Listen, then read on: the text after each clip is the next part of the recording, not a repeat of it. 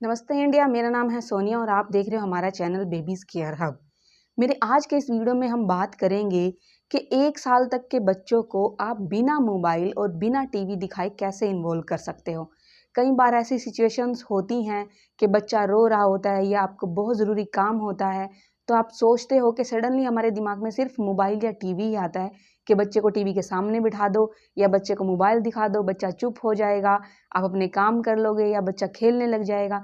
तो आज इसी टॉपिक पे मैं आपसे डिस्कस करूँगी और आपको बताऊँगी कुछ ऐसे टिप्स जो कि खुद मैंने आज़माए हैं और आपको बताने जा रही हूँ, जिससे कि आपको बहुत ज़्यादा बेनिफिट मिलेगा और आप अपने बच्चे को टीवी और मोबाइल से दूर भी रख पाओगे। उन्हें टाइम से पहले उसे इंट्रोड्यूस करवाने की ज़रूरत नहीं पड़ेगी।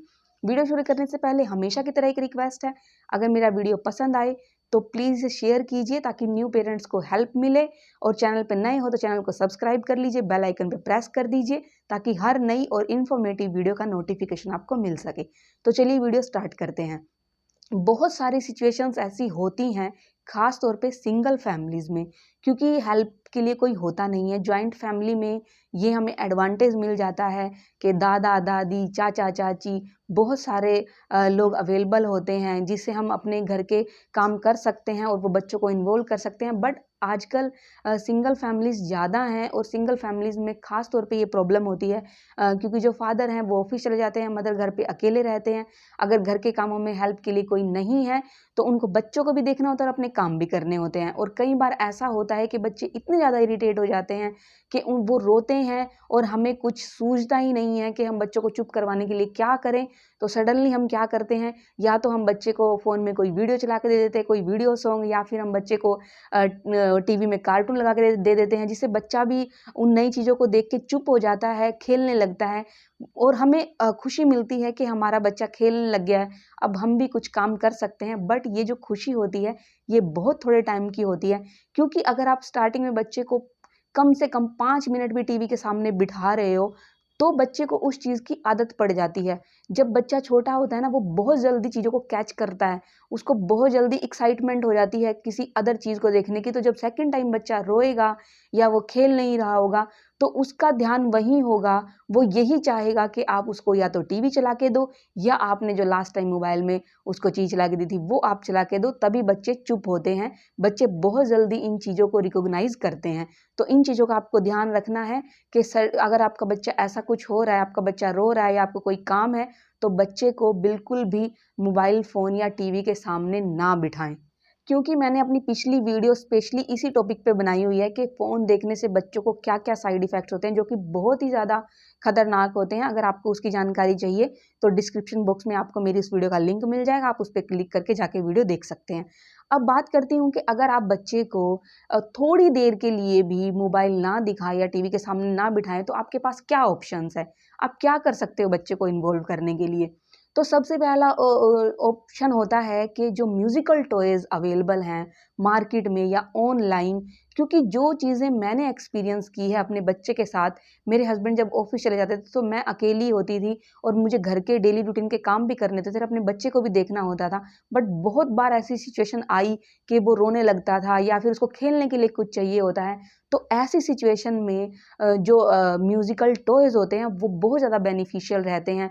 फॉर एग्ज़ाम्पल मैं अपने बेटे के लिए एक डांसिंग डक मैंने ऑर्डर की थी, क्योंकि डांसिंग डक जब वो बेड पे लेटा रहता था, तो मैं डांसिंग डक उसके सामने चलाती थी, तो जब वो लेफ़्ट राइट घूमती थी, तो वो गर्दन को कभी लेफ़्ट लेके जाता था, उसकी तरफ देखता हुआ कभी राइट लेके जाता था। तो इससे बच्चे की जो गर्दन की मूवमेंट है वो भी होती है और बच्चे खुश भी रहते हैं, रोते नहीं हैं। तो म्यूज़िकल टॉयज़ आप बच्चों के लिए लेके आ सकते हो। डांसिंग डक हो गया, और ये और भी बहुत सारे म्यूज़िकल टॉयज़ हैं, या फिर के प्रोजेक्टर आते हैं, जैसे लाइट वाले प्रोजेक्टर होते हैं। आप अगर कमरे में प्रोजेक्टर को लगा देते हो और लाइट बंद कर देते हो, तो जो उसकी रोशनी होती है वो दीवारों के ऊपर, छत के ऊपर लाइटिंग पड़ती है, तो बच्चा उसको देख के बहुत ज़्यादा खुश होता है, उसको हाथ से पकड़ने की कोशिश करता है। अगर आपका बच्चा घुटनों के बल चल रहा है या उसने अभी पैरों चलना स्टार्ट कर दिया है, तो ये उसके लिए बहुत ज़्यादा बेनिफिशियल होता है, क्योंकि वो उन चीज़ों को पकड़ने की कोशिश करता है और उनके सहारे चलने की भी कोशिश करता है। तो आप इस तरह से आप म्यूज़िकल टॉयज़ इस्तेमाल कर सकते हो अपने बच्चे को इन्वॉल्व करने के लिए, बजाय के टीवी या मोबाइल का यूज़ करने से। क्योंकि वो बहुत ही ज़्यादा स्टार्टिंग में हम थोड़े टाइम के लिए देते हैं बच्चे को, बट धीरे-धीरे बच्चे को उस चीज़ की लत लग जाती है, जिसका सबसे ज़्यादा नुकसान बच्चों के साथ-साथ पेरेंट्स को ही होता है। क्योंकि जब कोई प्रॉब्लम आती है, तो सबसे ज़्यादा चिंता बच्चों की हमें ही होती है। इसीलिए मोबाइल और फ़ोन बच्चों को टाइम से पहले इंट्रोड्यूस ना करवाएँ। मैंने पहले भी अपनी लास्ट वीडियो में बताया है कि WHO के अकॉर्डिंग 1 साल तक तो बच्चों का स्क्रीन टाइम बिल्कुल ही ज़ीरो होना चाहिए। तो फर्स्ट टिप मेरी यही है कि आप म्यूज़िकल टॉयज़ आप इस्तेमाल कर सकते हो। कुछ म्यूज़िकल टॉयज़ जो मैंने अपने बेटे के लिए खरीदे थे, उनका लिंक मैंने डिस्क्रिप्शन बॉक्स में डाला है। अगर आप खरीदना चाहते हो तो लिंक पे खरीद करके आप अमेज़न से लिंक पे क्लिक करके आप अमेज़न से खरीद सकते हो, और आप मार्केट से भी खरीद सकते हो। जिस तरह से आपको ठीक लगता है आप उस तरह से कर सकते हो। बट म्यूज़िकल टॉयज़ के साथ आप बच्चों को और लाइट प्रोजेक्टर के साथ बहुत अच्छे से इन्वॉल्व कर सकते हो बिना टीवी और मोबाइल दिखाए। सेकंड चीज़ मैं आपको एडवाइस करूँगी, जो मेरा सेकंड टिप है वो ये है कि जब भी आपका बच्चा रोता है या आपको ये लगता है कि आपका बच्चा थोड़ी देर के लिए इन्वॉल्व हो जाए, आप छोटा-सा काम कर लो, आप ये छोटा-सा काम निपटा लो, तो उसके लिए आप बच्चे को ऑडियो म्यूज़िक भी चला सकते हो। उससे बच्चे की सुनने की शक्ति भी बढ़ती है, और जिधर से आवाज़ आती है बच्चा उस साइड उस देखता है, उसको समझने की कोशिश करता है कि आवाज़ कहाँ से आ रही है। आप म्यूज़िक सिस्टम, छोटे-छोटे स्पीकर आते हैं, आप मोबाइल से कनेक्ट करके उनमें ऑडियो म्यूज़िक चला सकते हो। या फिर आप फ़ोन को ऐसी जगह पे रख दो कि बच्चे को दिखे ना और बच्चे को सिर्फ़ म्यूज़िक सुने। आप इस तरह से भी बच्चे को इन्वॉल्व कर सकते हो। या फिर आजकल तो स्मार्ट टीवी में एक और ऑप्शन और भी आता है कि आप राइम्स वग़ैरह अगर चलाते हो या कुछ म्यूज़िक चलाते हो, तो आप जो स्क्रीन है उसको हाइड कर सकते हो, सिर्फ़ आपको म्यूज़िक ही सुनता है। तो आप ये चीज़ भी इस्तेमाल कर सकते हो। इनसे बच्चे की सुनने की शक्ति तो बढ़ती है, जैसा कि मैंने आपको बताया है, और बच्चा इन्वॉल्व भी होता है, खुश भी रहता है, हाथ-पैर मारता है, एक्टिविटी करता है, जो उसके लिए बहुत ही ज़्यादा अच्छी होती है। मेरा थर्ड टिप ये है, एक्चुअली ये टिप नहीं है, ये एक अंडरस्टैंडिंग लेवल होता है पेरेंट्स का, जो कि आप लोगों को मेंटेन करना होता है। पर्सनली अपनी बात करूँ तो ये हमने बहुत किया है, क्योंकि कभी-कभी क्या होता है कि अगर एक टाइम पे दोनों मदर एंड फादर अवेलेबल हैं, और अगर ऐसा है कि हम कई बार हमें बाहर जाना होता है, कहीं मैरिज पे चले गए या कहीं पार्टी पे चले गए या कहीं डिनर करने जा रहे हो, या कुछ घर में ही ऐसा काम है कि एक पर्सन को वो करना है और उसके पास बच्चा है, तो आप ऐसे कर सकते हो कि एक मदर या फादर बच्चे को इन्वॉल्व कर लें और दूसरा अपना काम कर ले। इस तरह से भी बच्चे को आप इन चीज़ों से, फालतू मोबाइल और टीवी से भी दूर रख सकते हो।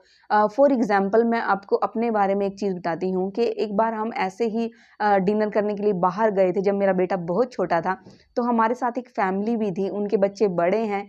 तो जब मेरा बेटा 1 साल का था, होने वाला था 1 साल का, तो हमें एडवाइस किया हमारे फ्रेंड ने कि तंग करेगा ये, आप मोबाइल चला दो और वो आराम से कुछ देख लेगा और आप आराम से डिनर कर सकते हो।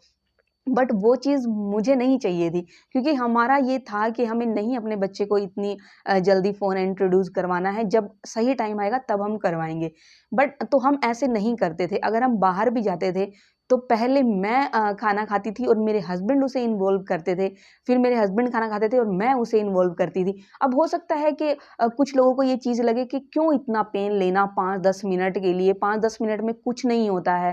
क्योंकि हमारे साथ जो हमारे फ्रेंड्स थे वो भी हमें यही चीज़ बोलते थे कि अरे इतना मत सोचा करो, इतना नहीं सोचना चाहिए, 5-10 मिनट में कोई फ़र्क नहीं पड़ने वाला है, 5-10 मिनट में ऐसा कुछ नहीं होता। बट ऐसा नहीं है, मेरा मानना ये है कि ये 5-10 मिनट आगे चल के बहुत ज़्यादा मतलब पेनफुल हो जाते हैं। इतनी बच्चों को लत लग जाती है, इतने बच्चे फ़ोन के आदी हो जाते हैं कि उन्हें खाना खाते हुए टाइम चाहिए, कोई एक्टिविटी नहीं करनी है, मम्मी-पापा की बात नहीं सुननी है, ज़िद्दी हो जाते हैं, अड़ियल हो जाते हैं, और इससे भी बहुत-बहुत बड़े और बहुत सारे साइड इफ़ेक्ट्स होते हैं, जो कि मैंने अपनी पिछली वीडियो में बताए हैं, जिसे आप देख सकते हो। तो ये 5-10 मिनट हमें बोलने में छोटे लगते हैं, बट ये बच्चों के लिए छोटे नहीं होते हैं, क्योंकि उस टाइम पे जो बच्चों का ब्रेन डेवलपमेंट होता है वो चल रहा होता है और बच्चे बहुत जल्दी चीज़ों को कैच करते हैं। तो आप ये छोटी-छोटी सी कपल अंडरस्टैंडिंग बना के एक बच्चे को इन्वॉल्व करके सेकंड अपने काम करके इस तरह से भी आप बच्चे को इन सारी चीज़ों से मोबाइल या टीवी से दूर रख सकते हो।